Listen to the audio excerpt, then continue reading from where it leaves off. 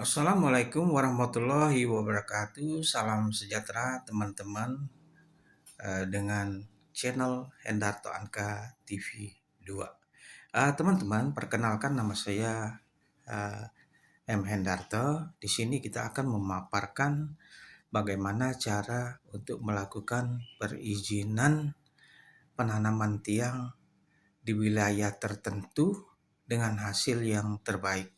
Teman-teman, sahabat sekalian, dalam hal perizinan penanaman tiang itu kita dapat kategorikan dengan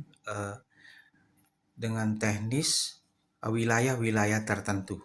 Jadi dalam hal ini kita akan memaparkan dulu kepada sahabat dan teman-teman perizinan penanaman tiang kabel fiber optik ini sangat dibutuhkan sekali oleh para provider agar mereka dapat melakukan ekspansi atau memperluas wilayah uh, jaringan mereka sehingga sampai ke rumah pelanggan.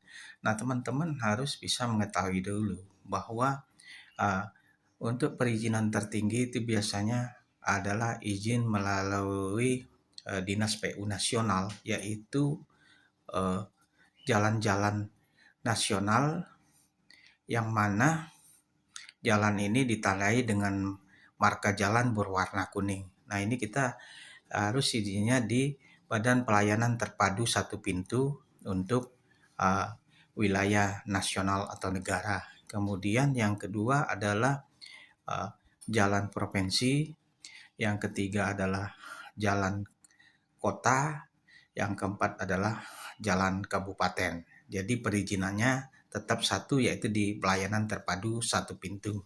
Dan juga untuk perlintasan kabel-kabel yang melalui jasa marga ataupun melalui dinas jalan tol, karena melalui jalan tol. Kemudian juga kadang-kadang jaringan kabel provider melintasi atau crossing di area jalan-jalan PT Kereta Api Indonesia, baik jalan PT KAI yang masih berfungsi atau sudah tidak berfungsi, dan itu izinnya di PT KAI meliputi daripada Daop 1, Daop 2, Daop 3, Daop 4, dan seterusnya. Dan biasanya perizinan kita adalah perizinan yang wilayah terkecil. Jadi wilayah terkecil ini misalnya desa, dusun, kelurahan, padukuhan, pakuwuhan, atau eh, padukuhan. Jadi di berbagai daerah ada yang namanya padukuhan, ada yang namanya duku atau desa, dan ada yang namanya dusun. Nah, ini meliputi jalan kelurahan, jalan desa, jalan dusun, jalan duku, atau yang terkecil adalah jalan lingkungan. Jadi jalan lingkungan pun sudah termasuk ada di undang-undang daripada Dinas PU. Kemudian bagaimana sih kita melakukan izin? Para teman-teman, untuk melakukan izin penanaman tiang itu tidak serta-merta kita hanya mendapatkan cap atau persetujuan dari RT, RW, lurah atau kepala desa.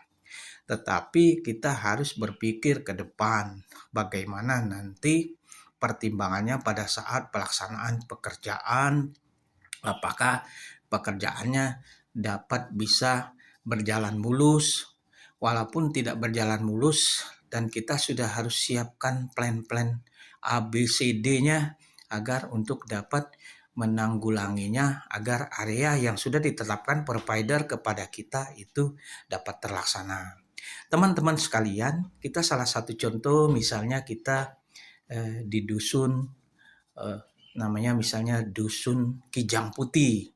Nah, pada saat kita melakukan dusun Kijang Putih ini, kita harus melakukan pemetaan dahulu. Jadi misalnya area tersebut hanya di dusun Kijang Putih saja atau melampaui dusun-dusun yang lain. Kemudian dusun Kijang Putih ini, apakah area yang sudah ditentukan ini berbatasan dengan wilayah dusun lain, ataupun kadang-kadang wilayah kabupaten lain atau kota lain. Jadi betul-betul harus dicek ke batas-batas wilayahnya tersebut.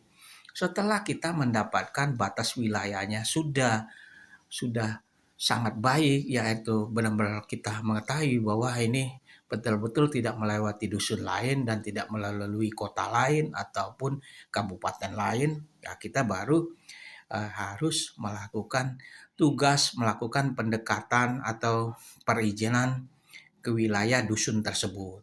Dalam hal dusun ini, pertama-tama kita harus tanya dulu kita tanya dengan secara detail kepala dusunnya siapa, beliau ada di tempat kerja hari apa, jam berapa, kemudian dia pulang ke rumah jam berapa dan rumahnya di mana, kemudian hobinya. Jadi semuanya harus kita dapatkan dengan cepat dan tepat dan waktu seefisien mungkin. Setelah semua data-data sudah lengkap, baru kita mempersiapkan diri untuk membawa surat-surat kelengkapan, misalnya surat daripada Keminfo, kemudian surat dari dinas terkait yang sudah lengkap. Tetapi sebaiknya surat-surat tersebut tidak perlu ditunjukkan.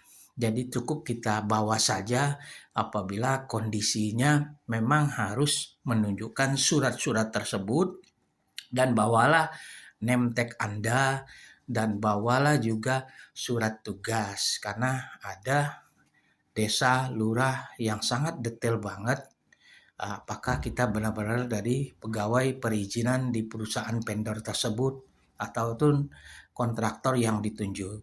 Setelah semuanya lengkap, kita tahu, baru kita bertemu dengan kepala dusun. Dengan kepala dusun Kijang Putih ini, kita tanya secara detail apakah kita melakukan izin ini langsung ke warga RT dan RW atau hanya cukup di dusun saja.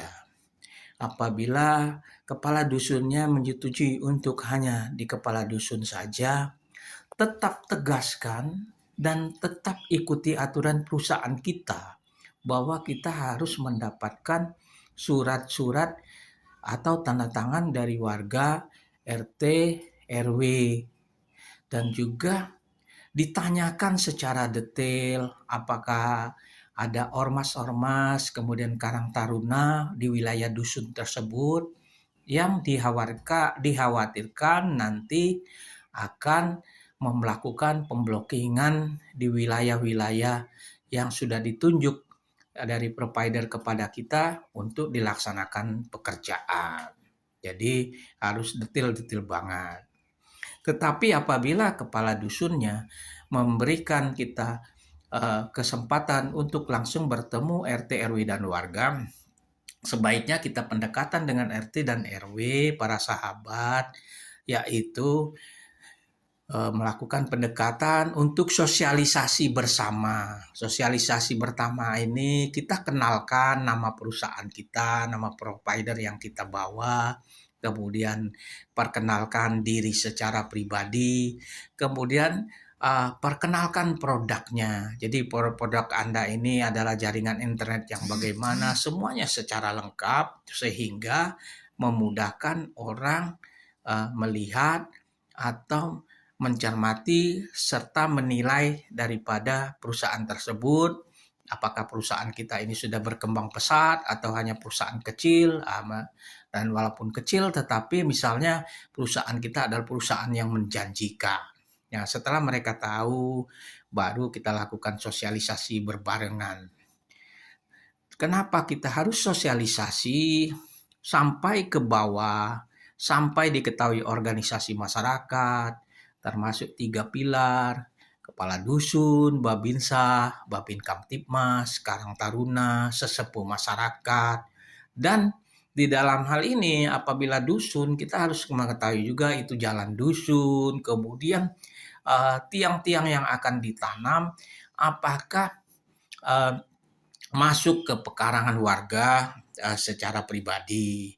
Jadi apabila memasuk pekarangan warga secara pribadi, tanyakan untuk dari perusahaan apakah ada kontribusinya atau kita tetap jalur standarnya bahwa kita melakukan penanaman tiang itu di wilayah jalan umum atau fasilitas umum.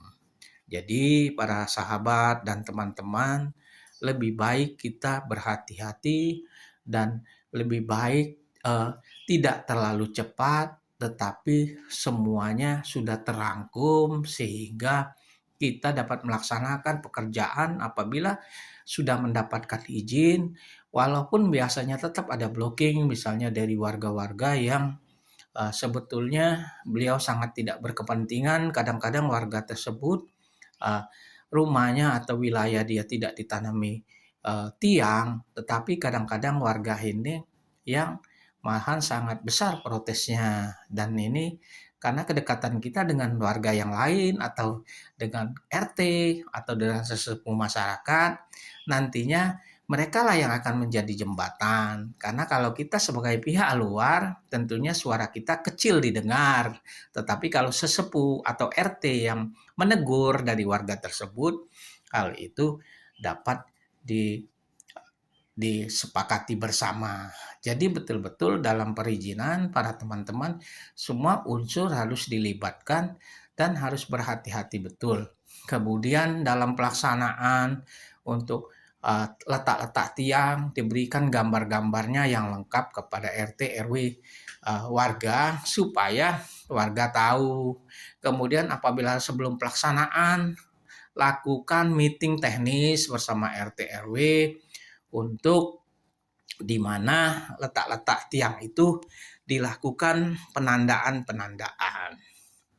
Dalam pendekatan secara pribadi, tentunya kita sudah mengerti para sahabat sebetulnya bagaimana dalam hal ini kita memberitahu nama kita, misalnya nama saya Hendarto Pak, saya dari perusahaan kuning dan pengen melakukan ekspansi perluasan jaringan. Diharapkan dengan adanya jaringan internet ini, walaupun di sini sudah punya internet yang lain, mungkin dengan adanya kita menambah pilihan Bapak dengan harga yang lebih kompetitif atau mempunyai kelebihan lain dengan harga yang lebih murah atau mempunyai kelebihan lain dan ataupun nanti kita ada kontribusi untuk di RT RW walaupun kontribusinya kecil, mungkin kontribusi ini bisa menimbulkan semangat atau menimbulkan gairah baru untuk di dusun Kijang Putih ini. Jadi para teman-teman dan sahabat tetap bersemangat dan selalu berpikir positif bahwa warga RT RW dan kepala dusun di daerah tersebut, Kijang Putih tersebut akan menerima daripada perusahaan kita akan datang di situ. Jadi teman-teman dan sahabat, aura positif dan semangat positif dan berpikir positif bahwa kita bisa diterima itu akan menimbulkan bahwa perizinan kita akan bisa terlaksana. Karena kalau kita sendiri sudah mengeluh, mengecilkan diri sendiri, ataupun mengecilkan perusahaan, ya akan sulit. Demikian para sahabat. Wassalamualaikum warahmatullahi wabarakatuh. Salam sejahtera, sehat selalu. Indonesia maju bersama Hendarto Ankatipi.